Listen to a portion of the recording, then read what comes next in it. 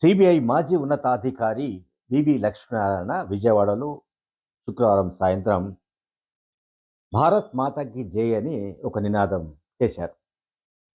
జై భారత్ అంటూ ఆయన చేసిన నినాదం అది ఎక్కడో బీజేపీ వాసన వేస్తున్నట్టుగా కనిపిస్తుంది. ఆ నినాదంలో బీజేపీ వాసన ఉంది. సరే, ఆయన పార్టీని అనౌన్స్ చేశాడు. జై భారత్ నేషనల్ పార్టీ అనే ఒక పార్టీని స్థాపిస్తున్నట్టు ప్రకటించారు. అయితే ఆయన ప్రసంగం చివరిలో భారత్ మాతాకి జై అని కూడా అన్నారు. ఈ భారత్ మాతాకి జై అనే నినాదాన్ని సాధారణంగా భారతీయ జనతా పార్టీ నాయకులే అంటుంటారు. నేను అదే చెప్తున్నాను. జై భారత్ నేషనల్ పార్టీ అని స్థాపించిన వివి లక్ష్మణ వెనుక బీజేపీ ఉందని నేను చెప్పడం లేదు. కానీ ఆయన మూడు పార్టీలను తన ప్రసంగంలో ఉతికి ఆరేయడానికి ప్రయత్నించారు. 3 పార్టీలు ఉతికేశారు. Telugu Desam, Janasena and YCP. ఈ 3 పార్టీలను కూడా చాలా కేటగరికల్‌గా ఆయన పెద్ద ఎత్తున ఆ పార్టీలపైన విరుచుకుపడ్డారు. ప్రత్యేక హోదా రాకుండా ప్రత్యేక హోదా రావడానికి ఎటువంటి ప్రయత్నాలు చేయలేదని, ప్రత్యేక హోదా లభించకుండా చేశారని, ప్రత్యేక హోదా రాబట్టడానికి అవకాశం ఉన్నప్పటికీ కూడా జగన్మోహన్ రెడ్డి గారు ప్రయత్నించలేదని పరోక్షంగా ఆయన పైన చురకలంటించాడు. ఆయన పైన అటాక్ చేశాడు. ఒకటి రాష్ట్రపతి ఎన్నిక, ఇంకొకటి ఉపరాష్ట్రపతి ఎన్నిక. అట్లాగే ఢిల్లీ సివిల్ సర్వీసెస్‌కు సంబంధించిన చట్టాన్ని పార్లమెంట్‌లో ప్రవేశపెట్టినప్పుడు తన బలాన్ని ఉపయోగించి అక్కడ కేంద్ర ప్రభుత్వం పైన ఒత్తిడి తీసుకొని వచ్చి ఉంటే ప్రత్యేక హోదా వచ్చి ఉండేదని ఆయన మాటల తాత్పర్యం. ఎవరిది? లక్ష్మణ గారిది. తర్వాత ఆయన ఇంకోటేమన్నారు, ఒకరేమో బ్లాక్ కమాండోల రక్షణలో తిరుగుతుంటారు. మరొకరు పరదాల చాటున తిరుగుతుంటారు. అంటే ఒకరేమో చంద్రబాబు అని మనం అర్థం చేసుకోవాలి. ఇంకొకరేమో జగన్మోహన్ రెడ్డి అని అర్థం చేసుకోవాలి. ఇంకొక సందర్భంలో ఆయన చెప్తున్నది ఏమిటంటే ఇది పవన్ కళ్యాణ్ గారి పైన కూడా అటాక్ చేశారు. పవన్ కళ్యాణ్ గారి పైన ఎట్లా అటాక్ చేశారంటే ఒకరేమో తప్పు చేశారు, తప్పుతో పాటు అప్పు చేశారు. అంటే చంద్రబాబు నాయుడు గారని అర్థం చేసుకోవాలి. అట్లాగే మరొకరేమో భారీ ఎత్తున ఈ తప్పులతో పాటు అప్పులు కూడా చేస్తున్నారు అని జగన్మోహన్ రెడ్డి గారి పైన ఆయన విరుచుకుపడ్డారు. ఇక పవన్ కళ్యాణ్ గురించి పరోక్షంగా చెబుతూ తప్పు చేసి అప్పులు చేసిన వాళ్ళ పంచన ఇంకొక నాయకుడు చేరినట్టుగా ఆయన పవన్ కళ్యాణ్‌ని కూడా ఆడుకున్నాడు. అంటే పవన్ కళ్యాణ్‌ని కూడా ఆయన తన అటాక్స్‌లో ఉపయోగించాడు. ఆయన పవన్ కళ్యాణ్ గారిని కూడా విడవలేదు. అంటే 2019లో జనసేన పార్టీ తరపున పోటీ చేసి ఓడిపోయిన మన ఓడిపోయిన విషయం మనందరికీ తెలుసు. లక్ష్మీనారాయణ గారు విశాఖపట్నం లోక్సభ నుంచి. సో, అక్కడ ఇవాళ స్పీచ్‌లో కూడా జై భారత్ నేషనల్ పార్టీ నెలకొల్పుతున్నట్టు, ఏర్పాటు చేస్తున్నట్టు ప్రకటన చేసిన సందర్భంగా కూడా ఆ విషయాన్ని ప్రస్తావిస్తూ, నాకు చైతన్యవంతులైన 3,00,000 మందికి పైగా ఓట్లు వేశారని చెప్పారు.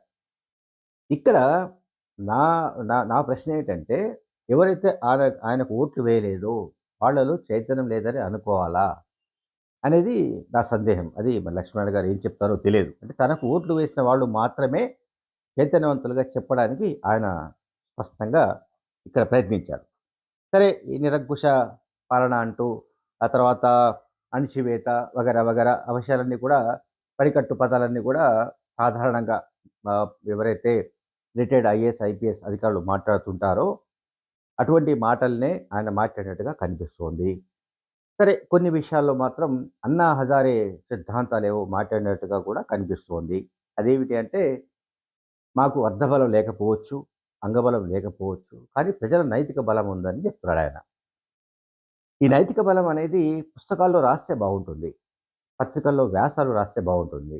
టీవీల్లో ఎవరైనా చదివితే మనం వినడానికి బాగుంటుంది తప్ప, ఆచరణలో ఈ నైతిక బలం ఎన్నికల రాజకీయాల్లో పనికి రాదన్న స్పృహ, పనికి రాదన్న ఏమంటాం సత్యం ఐపీఎస్ ఉన్నతాధికారికి వాలంటీర్ వీఆర్ఎస్ తీసుకొని రాజకీయాల్లోకొచ్చిన లక్ష్మీనారాయణ గారికి ఎందుకు తెలియదో మరి నాకైతే అర్థం కావట్లేదు.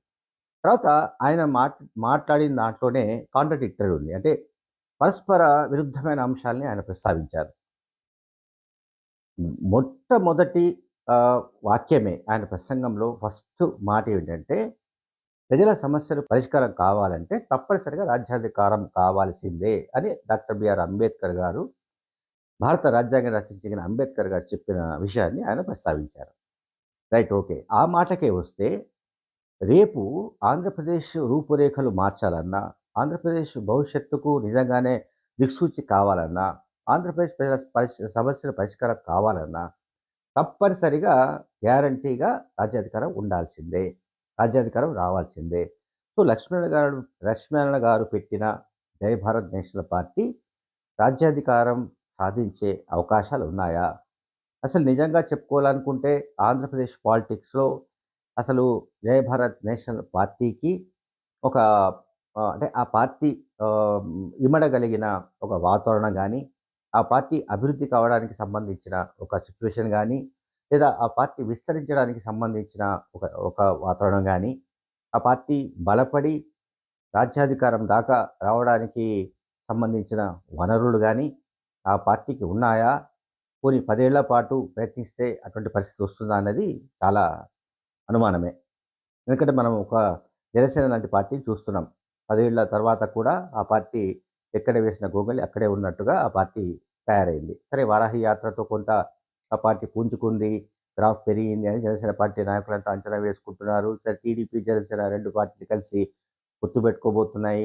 వాటి రిజల్ట్స్ ఎట్లా ఉంటుంది ఏంటనేది అది డిఫరెంట్ ఇష్యూ. బట్ ఇక్కడ జై భారత్ నేషనల్ పార్టీ పేరుతో పెట్టిన పార్టీ, ఈ పార్టీ జాతీయ పార్టీయా? ప్రాంతీయ పార్టీయా? అనే ఒక క్యారెక్టర్ గురించి గూడా మరి లక్ష్మణ్ గారు ఇక్కడ మనకు స్పష్టం చేయలేదు. పార్టీలో నేషనల్ అనే పేరుంది కనుక, అది జాతీయ పార్టీగా కూడా మనం అనుకోవాలా అన్నది ఇంకొక సందేహం. అది లక్ష్మణ్ గారు మాత్రమే తీర్చాల్సిన విషయం. ప్రాంతీయ పార్టీలే ఇవాళ చాలా రాష్ట్రాల్లో ప్రాంతీయ పార్టీల పట్లనే ప్రజలు ఎక్కువగా ప్రాంతీయ పార్టీల వైపు మొగ్గు చూపడం గానీ, ప్రాంతీయ పార్టీలను అధికారంలోకి తీసుకురావడం గానీ, ప్రాంతీయ పార్టీల పట్ల మొగ్గు చూపడం గానీ ఎందుకు జరుగుతుందంటే, ప్రాంతీయ పార్టీలు మాత్రమే ఆయా ప్రాంతాల ప్రజల, ఆ రాష్ట్ర ప్రజల ఆకాంక్షలు నెరవేర్చడానికి, ఆ రాష్ట్ర ప్రజల యాస్పిరేషన్స్ తీర్చడానికి వాళ్లకు ఒక బలమైన సంకల్పం ఉంటుంది. జాతీయ పార్టీలకు ఉండవన్న ఒక అభిప్రాయం చాలా రాష్ట్రాల్లో ఉంది. అందువల్లనే ప్రాంతీయ పార్టీలు చాలా రాష్ట్రాల్లో మనుగడలో ఉన్నాయి. ప్రభుత్వాలు మనుగడలో ఉన్నాయి. ఆంధ్రప్రదేశ్ కావచ్చు, తమిళనాడు కావచ్చు, లేకపోతే మీకు వెస్ట్ బెంగాల్ కావచ్చు, చాలా రాష్ట్రాల్లో ప్రాంతీయ పార్టీలే ఇవాళ రాజ్యం వెళ్తున్నాయి. సో, ఇక్కడ నేనేం చెప్పాను ఇంతకుముందు, అంబేద్కర్ గారు చెప్పిన రాజ్యాధికారం రావాలి అంటే దానికి సంబంధించిన మెకానిజం ఏమిటి? అర్ధబలం, అంగబలం లేదని ఆయన చెప్పుకున్నారు. Okay, right. నైతిక బలంతో ప్రజలు నైతికంగా మీకు మద్దతిస్తే, ఎన్ని కోట్ల మంది మద్దతిచ్చినా సరే, ఆ మద్దతనేది కేవలం పత్రికలకు మాత్రమే, టీవీల్లో డిబేట్లకు మాత్రమే పరిమితమయ్యే అవకాశం ఉంటుంది తప్ప, ఇప్పుడు ఒక మోడల్ పరిపాలన ఉంటుంది. ఫర్ ఎగ్జాంపుల్ ఢిల్లీలో కేజ్రీవాల్ ఉన్నారు. ఆయన నీతివంతమైన వ్యక్తిగా ఇండియాలోనే పేరున్న ముఖ్యమంత్రి. సరే, ఆయన పైన కూడా ఈ మధ్య కొన్ని ఎలిగేషన్స్ వచ్చాయి, డిఫరెంట్ ఇష్యూ. బట్ కేజ్రీవాల్ లాంటి క్లీన్ ఇమేజ్ ఉన్న వ్యక్తిని ఢిల్లీ ప్రజలు ఆయనను ముఖ్యమంత్రిగా సెలెక్ట్ చేసుకున్నారు. ఇక్కడ ఆంధ్రప్రదేశ్ పాలిటిక్స్ వస్తే జగన్‌ను కాదని, అట్లాగే చంద్రబాబు నాయుడుని కాదని, పవన్ కళ్యాణ్ కాదని, లక్ష్మీనారాయణ గారికి రాజ్యాధికారం కట్టబెట్టే పరిస్థితులు ఈ ఎన్నికల్లో వచ్చే అవకాశం ఉందా?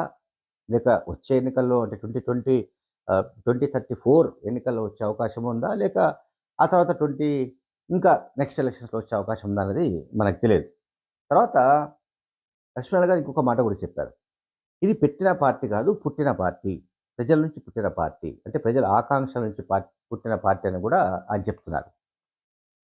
నాకు డౌట్ ఏంటంటే, అంటే జవాబు లేని ప్రశ్న ఏంటంటే, ఏ వర్గాల ప్రజలు లక్ష్మీనారాయణ పైన ఒక బాధ్యతను పెట్టారు. మీరు పార్టీ పెట్టాల్సిందే. మీరు పార్టీ పెట్టకపోతే ఇంకా మేము మునిగిపోతాము. ఈ రాష్ట్రం ఉండదు. ఈ రాష్ట్రంలో మేము చాలా కష్టంగా బతుకుతున్నాము. మాకు బతికే పరిస్థితి లేదు. మీరు ఒక రాజకీయ పార్టీ పెట్టాల్సిందే. ఆ రాజకీయ పార్టీ అధికారంలోకి రావాల్సిందే. అప్పుడే మాకు స్వేచ్ఛా స్వాతంత్రాలు ఉంటాయని ఎవరైనా చెప్పారా? ఆయనపై ఒత్తిడి తీసుకొచ్చారా? ఆ మేరకు అంటే మనం మామూలుగా చెప్తుంటాం, సిట్యుయేషన్ డిమాండ్ చేసిందంటాం. నిజంగా సిట్యుయేషన్ డిమాండ్ చేసిందా అనేది చూడాలి. పెట్టిన పార్టీ, పుట్టిన పార్టీ ఈ రెండిటికి మధ్య తేడా ఏమిటో మనకు తెలియదు. పెట్టినా, పుట్టినా దాదాపుగా సమాన అర్థమే వస్తుంది. ఇప్పుడు ఎన్టీ రామారావు గారు పార్టీ పెట్టారు. తెలుగుదేశం పార్టీ అని 1983 ఆ ప్రాంతాల్లో.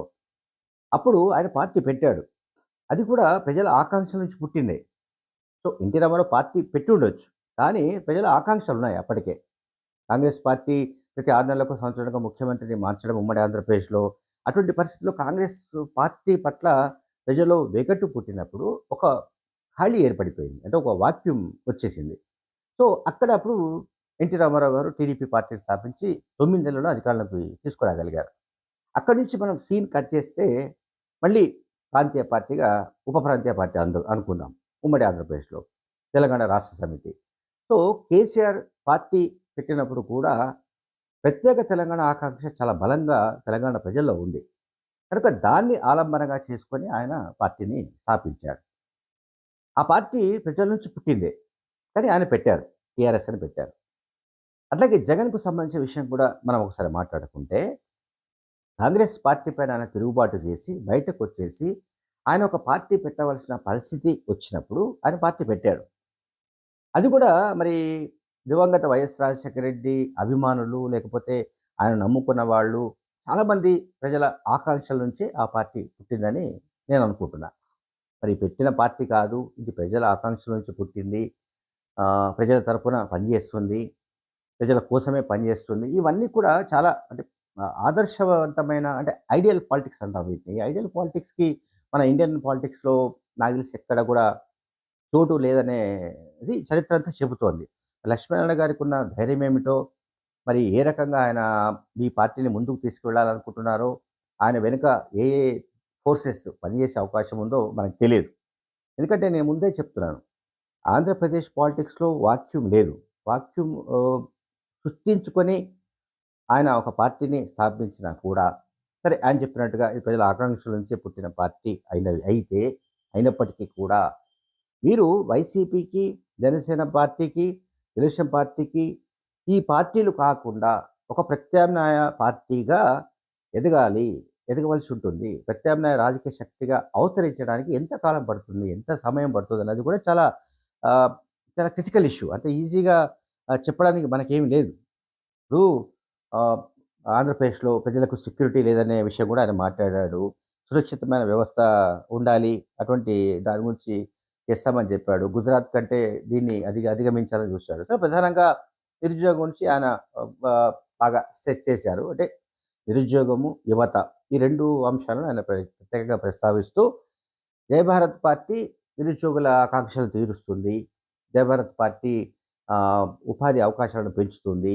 వలసలను నివారిస్తుంది.